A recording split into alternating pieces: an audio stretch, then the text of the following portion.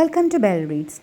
So today we are going to read the story of Disney's 101 Dalmatians.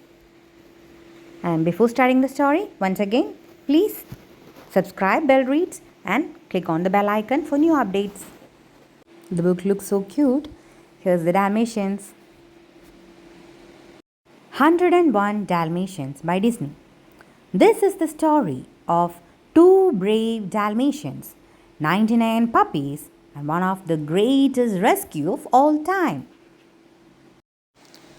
Pongo and Perdita lived in London with their people pets Roger and Anita. When Perdita and Pongo became parents of 15 little puppies, they were so proud. Life seemed so perfect until an old friend of Anita's, Cruella de Vil, came to see the puppies. Cruella waltzed into the room, demanding to see the adorable puppies and their beautiful coats. She even proclaimed that she would buy them all. "We are not selling the puppies," said Roger. "Not a single one." "You fools!" Cruella cried. "You'll be sorry," and she stormed out of the house. One night, Cruella sent her two henchmen, the Baden brothers, to dognap the puppies. The police immediately launched an investigation, but as the days went by, the puppies were still not found. At last, Pongo said to Perdita, "I'm afraid it's all up to us." Pongo decided to try the twilight bark. This was the quickest way for dogs to send and receive news across the country. That evening, from the top of Primrose Hill, Pongo sent the alarm. "Bark, bark, bark! Howl!" Then Pongo and Perdita waited. After a moment, an answering bark was heard. "It's the Great Dane at Hampstead," said Pongo, and he barked the message about the missing puppies. The Great Dane then barked out, and all dove alert, sending the news all over London. The twilight bark reached an old sheepdog called the Colonel, who lived on a farm. The Colonel's friends, a horse named the Captain and a cat named Sergeant Tibbs, listened too. They were all concerned to hear that 15 puppies had been stolen. "That's funny," Tibbs said to the Captain and the Colonel. "I heard puppies barking over at the old devil's house last night." "No one's lived there for years," said the Colonel. "We must go and see what's going on." So the Colonel and Tibbs went quietly up to the house and peered through a broken window. Inside the house, Horace and Jasper Bawden were eating supper and relaxing in front of the television. Around the room, there were puppies. Not 15 puppies. Not even 50 puppies. Tibbs counted 99 puppies. The Colonel quickly returned to the Captain's table and loudly barked the good news. Within no time at all, the twilight bark sent the message all the way back to London that the puppies had been found. The good news finally reached the ears of Perdita and Pongo. They set off across the snowy countryside as fast as they could to rescue their puppies. Meanwhile, Sergeant Tibbs was keeping watch on the house.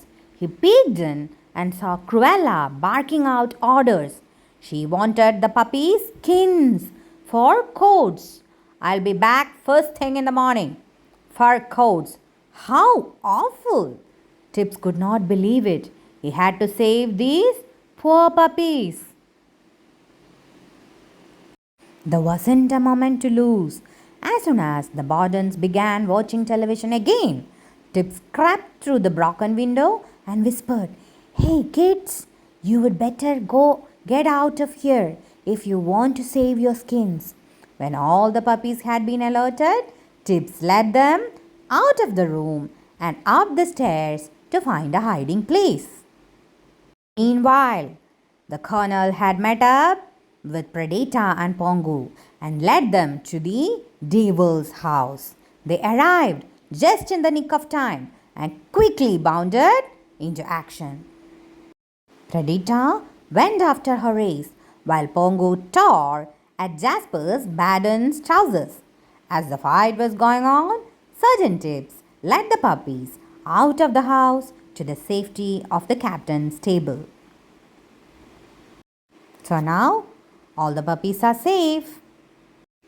Leaving the Badens in a heap, Predator and Pongo dashed after the puppies. When they got to the barn, Predator checked to see if her 15 puppies were there. "You're 15 and a few more," replied the captain. "There are 99. 99? Said Pongo, astonished. Whatever did Cruella want with 99 puppies? There was silence for a moment. Then one little puppy said she was going to make court out of us. Predator and Pongo looked at each other in horror. They had never heard of anything so evil. "We will take them home with us," said Pongo. He was sure Roger and Anita would look after them. Predator, Pongo, and the puppies set off back to London. Fearing that Cruella would come after them, Pongo made the puppies roll in some soot until they all looked like black Labradors. "Quick, into this van," said Pongo. "It's going to London." Pongo had just enough time to leap on to the tailboard as the van sped off, escaping Cruella and the Badens. Back in London and home at last, Roger and Anita hugged the tired puppies. 14, 15, counted Roger. 62, 94, and 5 over there. That's 101 Dalmatians, counting Predator and Pongo. "What we will do with them?" asked Anita. "We will keep them," said Roger. "We will have a plantation, a Dalmatian plantation." And that's exactly what they did. And that's all for the story. The end. Look at the Dalmatian sleeping. So cute.